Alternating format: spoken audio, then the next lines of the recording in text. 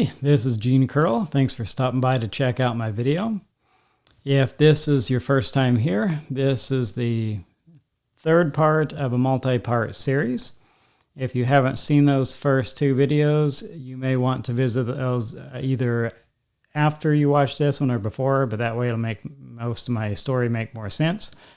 The first video was about my childhood and growing up in a Christian cult. The second video was about why I joined the Mormon church. And this one is going to be about my early days in the church, some of my early doubts, preparing for my mission, having depression in the church, and a few things. It'll be mostly about that. This one will cover up to the start of my mission. The next video, or maybe two videos, will cover my mission and the doubts that I had on my mission and some of the things that I experienced on my mission that ultimately led me out of the church. Before I get started with this video, I just want to say I was overwhelmed by the amount of support that I got for the first two videos. I've got a lot of new subscribers, so if you're a new subscriber, I really thank you for that. And if you're not a subscriber, I would appreciate it if you would subscribe so that you won't miss any of my videos. And it really helps out the algorithms and stuff, helps people to find them. This is actually the second time I've recorded this video. I recorded it earlier today, and then it turned out the audio didn't quite turn out. And not only did the audio not quite turn out, but there was also an issue with the autofocus on the camera. So it was a double whammy. And normally when I do these kind of things, I will write everything out. But I have been so terribly anxious, and that's why I'm late getting this video out, is because I've been so terribly anxious that I just can't focus. And whenever I usually sit down and write things down so I know exactly what I'm going to say, but every time I'd sit down to write, I'd just be too anxious to write. So I'm just mostly shooting from the hip, just winging it this time. So hopefully it turns out better. Maybe it will, maybe it won't. Just let me know if in the comments what you prefer, whether you prefer the written out and following the teleprompter, or if you prefer it more me just rambling. I didn't really notice it when I first started investigating the church, but shortly after I joined the church, it didn't take me very long of being in the church before I was put into a in-group versus out-group mentality. Basically, it was everyone in the church was a saint. They had done the right things. They were destined for heaven. And anyone in the out group, they were viewed as either a potential convert, or they were viewed as an enemy of God. And so, instead of the people outside the church being viewed being referred to as what they are, they were referred to by what they weren't. So they would be referred to as non-members, or as outside the faith, or they'd be referred to sometimes as even Gentiles. The church was feeding me a line, and I took it hook, line, and sinker. I believed every bit of it. I never did have that strong spiritual witness telling me that the church was true, but I still believed the church was true. And I tried to convert everybody I met, and I was just really zealous about it. Some people might say that, I didn't really believe in the church, but I really did. I had some early doubts in the church, but I followed the admonition of the church, and I doubted my doubts before I let myself doubt the church. And it wasn't really anything serious. I never thought, the church isn't true, or anything like that when I first joined. I had no doubt that it was true. And then shortly after I joined the church, I went over this a little bit in my previous video, but my father did not have a good relationship with the family. And so I was estranged from all of my extended family. The last time that I saw any of them, I was about 3 years old. And then just before I joined the church, I got reunited with my family. And so it was the first time I had seen them in 17 years. And I had planned, after being reunited with my family, to go to Missouri and spend a couple of weeks down there visiting them. So I already put in for a leave of absence at work so I could take that time. And I had already had everything planned. After I joined the church tried to convince me that it was a bad idea to go to Missouri, because they said that I would fall away, that my family would try to get me to leave the church. And I was offended, not for the right reasons. I wasn't offended because they didn't want me to visit my family. I was offended because they didn't think that I was strong enough in the faith to withstand their bombardment against me. But I went ahead and went to Missouri anyway. And as predicted, my family did try to get me to leave the church. But just as I told them, it did not cause me to doubt the church. It actually strengthened my faith in the church. There's something about a persecution complex that'll do that to you. An important thing that happened while I was visiting my family is the September 11th terrorist attack on the World Trade Centers. And I remember that day, I was visiting a cousin, and my aunt came to pick me up, and she was taking me to her house in Broken Arrow from like Collinsville. And on the way, we heard on the radio that an airplane flew into the World Trade Center, and we thought, oh man, must have been some kind of an accident. Well, we got back to her house just in time to turn the TV on. Like literally, we turned the TV on, and 2 seconds later, we saw the airplane crash into the second tower. So that was a quite traumatic experience for everyone involved. I mean, we didn't even know anyone personally that died in it, and that was traumatic for us. So that was the backdrop for all this. This is when I was visiting my family here in Missouri and Oklahoma. One of my aunts in Missouri, she really wanted my mother to move to Missouri, and she thought it was my fault that my mother wasn't moving out here. And so she tried to trash me and my friends, tried to tell me that I was a horrible person because I wasn't letting my mother move out to Missouri. She was telling me that my friends in the church didn't really care about me. All they cared about was getting me in the church, and that was it. And after a while, I stood up to her and I said, you know what, you're my aunt, and I have to respect you for that. But with all due respect, everything you said is wrong. I said, I'm not in charge of my mother. My mother's an adult. She'll do what she wants. And if she wants to move out here, she'll move out here. If she doesn't, she doesn't. But it's not up to me. And I have to go back to Idaho because I have to work. I only took a leave of absence, and I have bills to pay. And I said, and you can't be judging people you never even met. You don't know their motives. You don't know what's in their minds. And sure, there's probably some of them were being my friends so that I would join the church, but there's definitely some that I know without any doubt that they actually care about me. And some of them, even to this day, they still care about me, even though I left the church. So, she wasn't right in her assessment of them. But anyway, then I reminded my aunt that in all those years that we were estranged, she never reached out and tried to contact my mother. She just waited until we came back and contacted them. So, after 2 weeks visiting Missouri and Oklahoma area, we came back to Idaho, and I didn't know at the time that I was bipolar. I wasn't diagnosed with bipolar disorder type 1 until good 4 or 5 years later. So I had no idea. And I'd been depressed mostly my whole life, and I thought that was normal. I thought people were supposed to feel that way. But right after I joined the church, I was on a manic high, and I thought that it was because that the reason that I was on this high is because it was a spirit telling me that church was true. And then after a couple of weeks of that, I went into a really deep depression, which it felt like the most I've ever been depressed.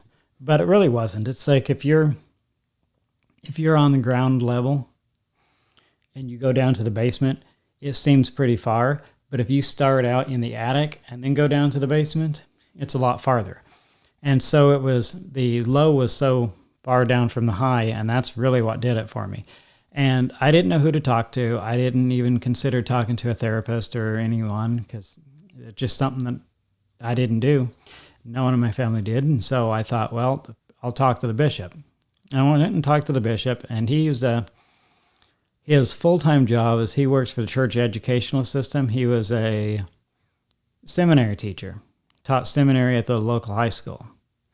For those of you who don't live in Idaho and Utah or any of that area, they have a seminary building across the road from the high schools, and the students will have release time in the middle of the day, and they'll get out of class and go over and take seminary, they'll take seminary classes. And then institute is what they do for the colleges. But anyhow, he was a seminary teacher. He taught religion classes in Mormonism to college or to high school students. So I went and talked to the bishop, and he told me that the adversary is what they call the devil. No, Mormons don't ever say the devil or Lucifer. They always say the adversary. I've never been quite sure why, but that's what they call him. And so he said the adversary is just trying to bring you down. You are on such a spiritual high because you joined the church, and the adversary is trying to get you to leave the church because he doesn't want you to go to the celestial kingdom. And I'm like, okay, I believe what the bishop told me. He told me I just needed to pray more and read the scriptures more. And so I did. I prayed more. I read the scriptures more. I would stay up late at night praying and reading the scriptures. But it didn't help because, well, it wasn't a spiritual problem. It was a real legitimate medical problem. But the fact that prayer and reading the scriptures didn't help, it made me feel bad. It made me feel like I was doing something wrong. And I thought, well, I must have some sin in my life that I don't know about. And I just couldn't quite figure out what it was. And I felt really bad. And when I get depressed, it lasts months. And so that wasn't very good. And the bishop's response to my depression, that wasn't the last time a church leader gave me bad advice when I was depressed. And it wasn't even the worst advice that I was given. I was given much worse advice and had a much worse reaction to telling a priesthood leader that I was depressed. But that'll be in another video. So from the point that I joined the church, my entire motivation was to prepare for a mission. Even before I was baptized, as soon as I decided to be baptized, I knew I would serve a mission.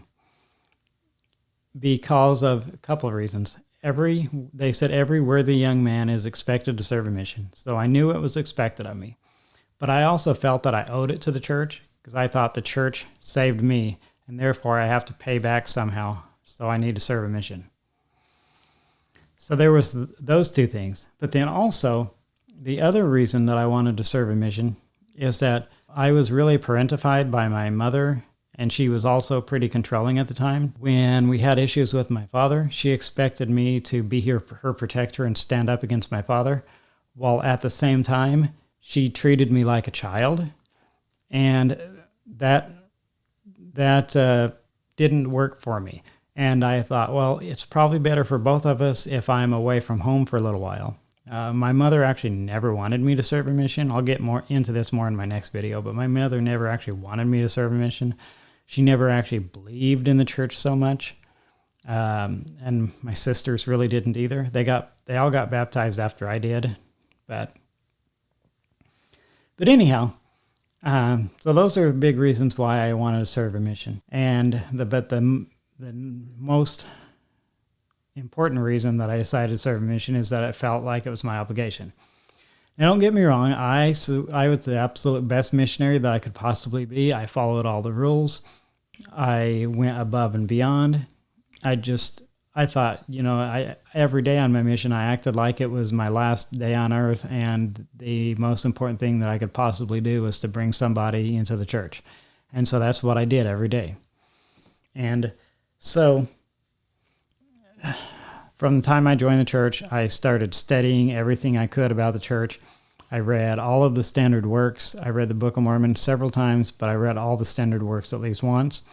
I read all of the missionary library. They used to have these books that they expected missionaries to read, like Jesus the Christ, Mormon Doctrine by Bruce R. McConkie, a bunch of books like that. And I I read all of those books, and I started taking institute classes, and I did everything I could to prepare for my mission. I wanted to be the most prepared.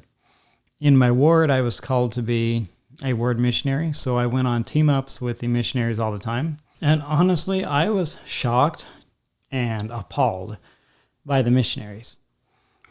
I had missionaries built up in my mind. The church built these missionaries up that they were men of God, that they were God's army, that they were out to bring people in church. That was the most important thing you could ever do with your life. And a lot of these missionaries acted like they didn't even want to be there. They just did the bare minimum. If I went to their house looked like a pigsty, and I was just appalled. I was like, how they're representing the church, and more importantly, they're representing God. How can they live like this? How can they act like this? How can they not act like this mission is the most important thing in the world? And I noticed that a lot on my mission with other missionaries too, which really deeply disturbed me. But even before my mission, I'm like, there's a disconnect there. I was like, if this is so important, why don't they care more about it? I said, how is it that me, a person who's been in the church for a few months, cares more about it than somebody who has been in it their entire life? And that deeply disturbed me. And I just couldn't understand it. But anyhow, that's about it for this video. My next video, possibly the next two, are going to be about my time on my mission, the depression I experienced on my mission, some of the things the mission president said, some things that happened on my mission, and a lot of things that happened on my mission would ultimately lead me out of the church. It wouldn't be for years later, but a lot of what happened on my mission ultimately led me out of the church. And I will definitely talk about that in the next video. And hopefully I'll put the next video out a whole lot sooner than I did this one. And, I'll really strive for that. So I really appreciate you watching. And as I said before, if you haven't subscribed already, I would greatly appreciate it if you would subscribe. It helps out the algorithm and helps other people to find this video. Also, it shows me that my effort's not in vain, that people actually do care about this. And so if you have anything you'd like to share in the comments, please do. Just be polite. Obviously, I'm not a believer, but if you are a Christian coming here to try to bring me to Christ, I just want you to know that I'm not at all offended by your efforts. However, don't get your hopes up, because I highly doubt there's anything that you can say that I haven't already heard.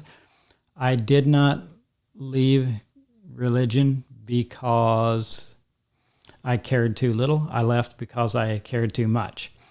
People commented on my last video and said, well, you seem to be really into religion, but you didn't have a relationship with Christ. And the thing about that is, I really tried to have a relationship with Christ, but it's hard to have a relationship with somebody who doesn't want to have a relationship with you.